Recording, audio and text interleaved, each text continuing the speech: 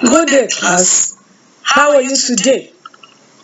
In our previous lectures, we described the periodontium.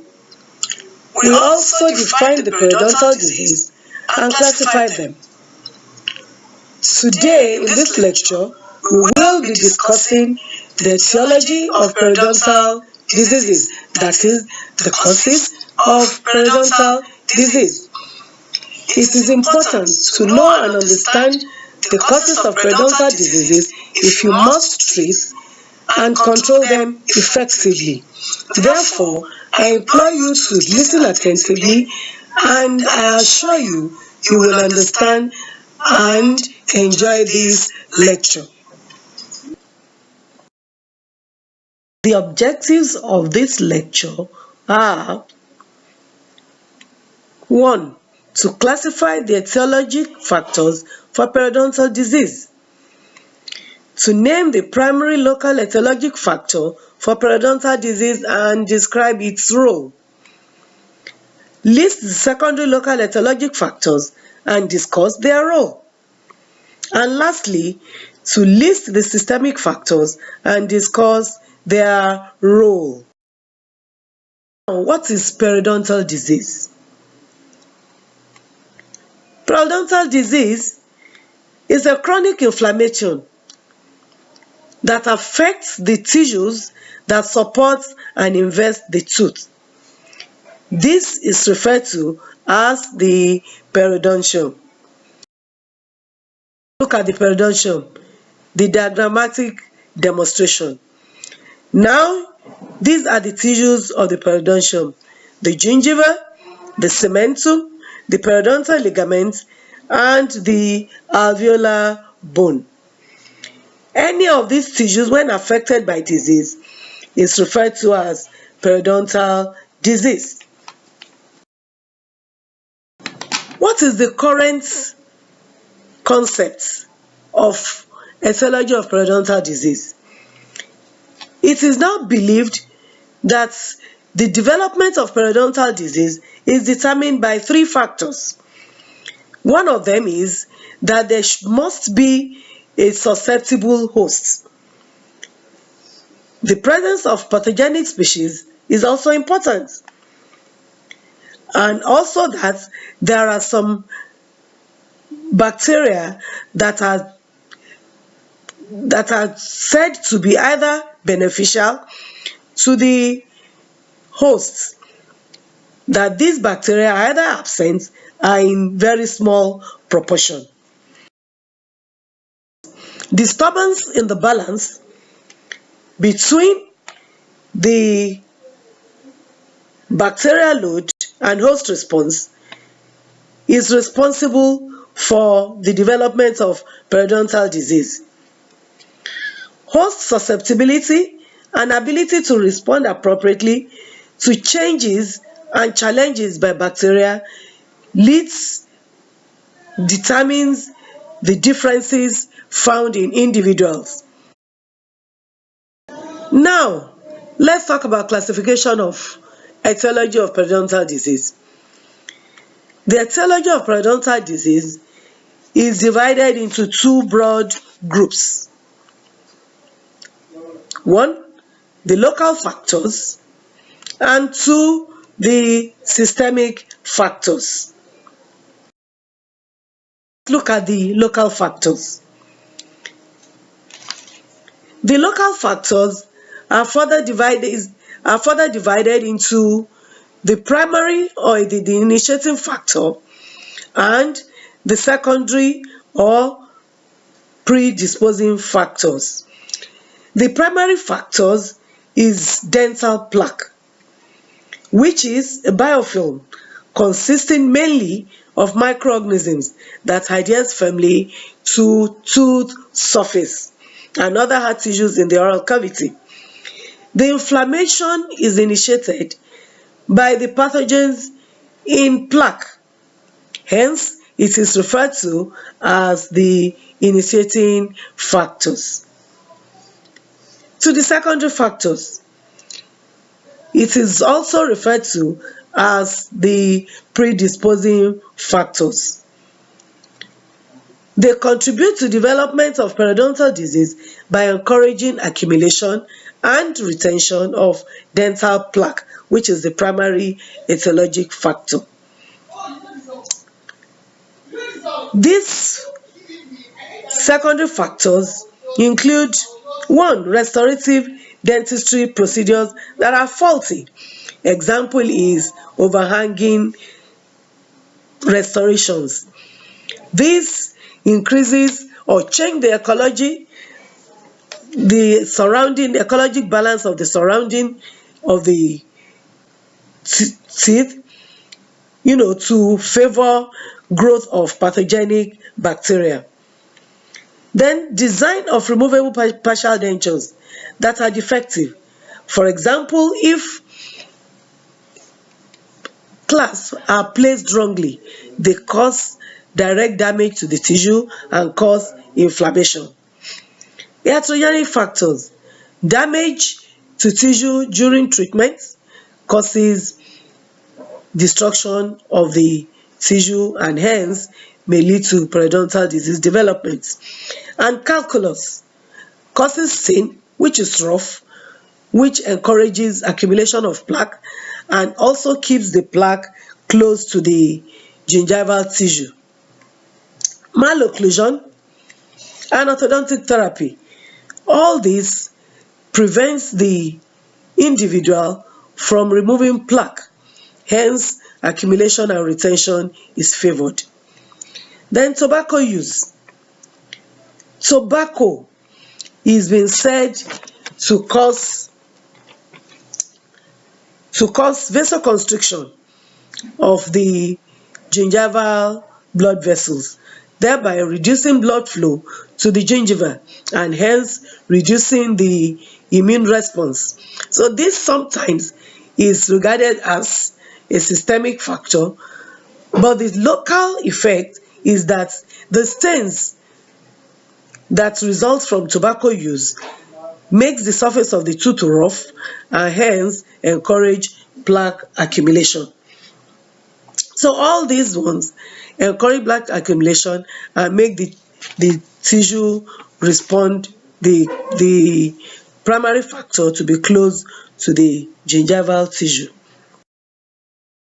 Now, 3 theories have been put forward to explain the role of bacteria in the development of periodontal disease. The first theory is the non-specific plaque hypothesis, which says that all bacteria in the plaque, that the whole plaque, irrespective of its composition, contribute to development of periodontal disease. The second is specific plaque hypothesis, which says that there are certain only specific pathogens are responsible for periodontal disease. The implication of this is that if this is what happens, then it should be possible to produce vaccine against periodontal disease or treat periodontal disease with a specific antibacterial. For example, like we treat something like like TB and so on.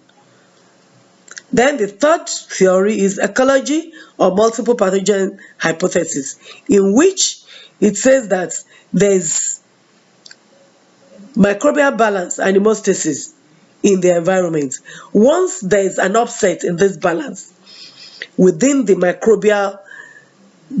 plaque microbes, then it results in periodontal destruction. What happens is that none of this theory actually take into consideration the host factor, which is now considered to be important in the progression of periodontal disease. So there are evidence that bacterial plaque is actually the primary etiologic factor, and bacteria has been said to be able to cause disease by bacterial invasion. That means the bacteria going directly into the invading the tissue directly. 2, production of toxins, which can destroy tissue and connective tissue and periodontal tissues. The role of cell wall constituents. Some constituents of the cell wall are actually toxic to the tissue, to the periodontal tissue. Then production of enzymes by bacteria. All these, the toxins and the enzymes, are actually toxic to the periodontal tissue, and they can cause destruction of the tissue directly. Now to the systemic factors. The systemic factors are also referred to as modifying factors. They influence development of periodontal disease by modifying the response of the tissue to the presence of plaque or the product of the pathogens in plaque. And these systemic factors include nutritional influences. For example, vitamin A and C deficiency. Psychosomatic disorders, example is stress. Endocrine disorders, example diabetes mellitus, pregnancy, menopause, and puberty. Then immunodeficiency disorders like HIV, patients on immunosuppressive treatments, for example, patients that has kidney transplants. And lastly, we have the hematologic disorders. Example, anemia, leukemia, neutropenia. Any of these will affect the periodontal tissue. Let's talk about the roles of some of these systemic factors. One of them is diabetes mellitus.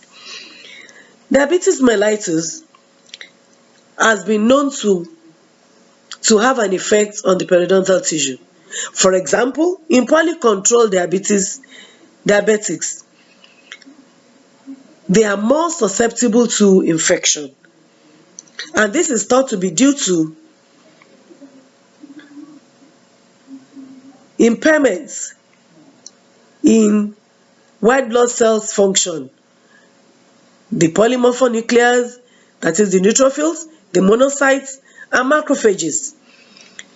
Functions like chemotaxis, phagocytosis, and adherence are impaired.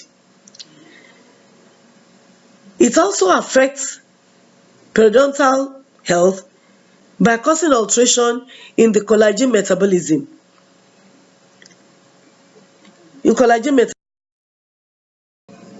They alter collagen metabolism due to increasing collagenase activity, while decreasing collagen synthesis.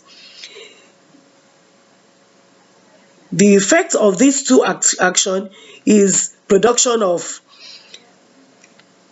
tissues that are more susceptible to breakdown by periodontal infection. Hence, they have poorer periodontal health. Endocrine influences on the periodontal tissue. Example, during puberty, pregnancy, menopause, and even patients, those on contraceptive pills. You see, in all these conditions, there is increase in sex hormone levels in the tissues. This increase in sex hormone results in modification of the actions of the immune system, and it also alters rates and pattern of collagen production to favor easy breakdown, just like in diabetes mellitus. And also, the maternal immunosuppression during pregnancy, in order to allow the survival of the fetus, also increase susceptibility to infection. hence susceptibility to periodontal damage. Hematologic disorders also affect periodontal disease. For example, neutropenia, leukemia, anemia, and thrombocytopenia. All blood cells are very essential in the maintenance of healthy periodontium. Therefore, any disorder that affects any of these cells, the white blood cells, the platelets, they have profound effects on periodontium, making it more susceptible to nutritional influence. Vitamin A and vitamin C especially. Vitamin A and C are important in the maintenance of healthy periodontium. And vitamin A especially maintains health and integrity of the epithelial cells, which is the first primary barrier to invading organisms.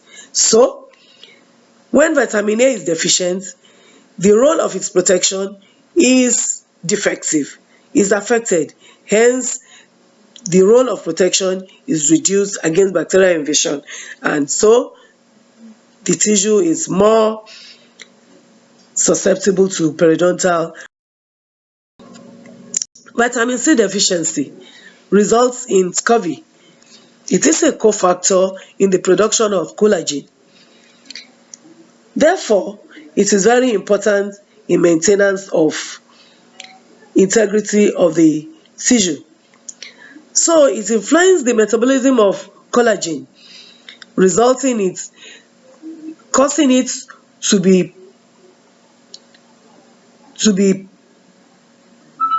causing it not to be able to regenerate as it should be, or reducing its regenerative capacity and its repair capacity.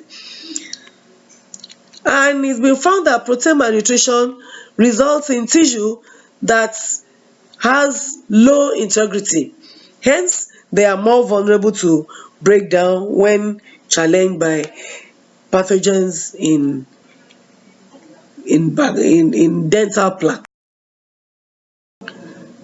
What are the effects of psychosomatic disorders? For example, stress and all these neurologic disorders.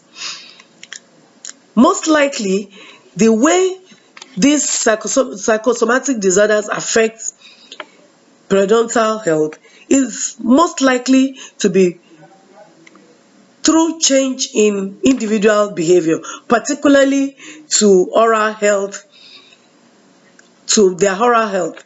They tend to neglect their oral health and even change in individual behavior. For example, they can go into smoking, which will affect smoking itself, like we said before, that is one of the local secondary factors, which will also influence periodontal breakdown. So when the oral hygiene is poor, there's accumulation of plaque, and hence they are more susceptible to periodontal breakdown. Also, it's been said that there's an interaction among the nervous, endocrine, and immune system, which leads to stress-induced immunosuppression. So, in a nutshell, what happens is that the immune response of these individuals are reduced or depressed, so they are more susceptible to periodontal breakdown.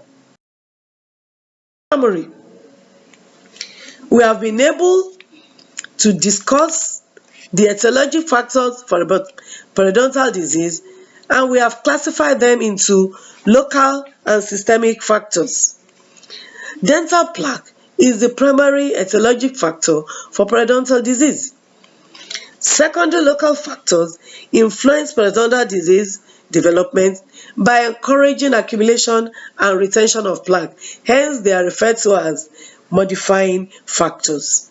And lastly, systemic factors, secondary factors are predisposing factors, secondary local factors, while the systemic factors modify the reaction of the periodontal tissues to plaque. I'm sure you have made it simple for you to understand, and I am sure you will never forget. Now that we have come to the end of this lecture, next lecture we'll be talking about the pathogenesis of periodontal disease. So keep all this in mind, because they will come, we'll need them when we are talking about the pathogenesis of periodontal disease. Therefore, I leave you now until I see you next lecture. Bye. Have a good day.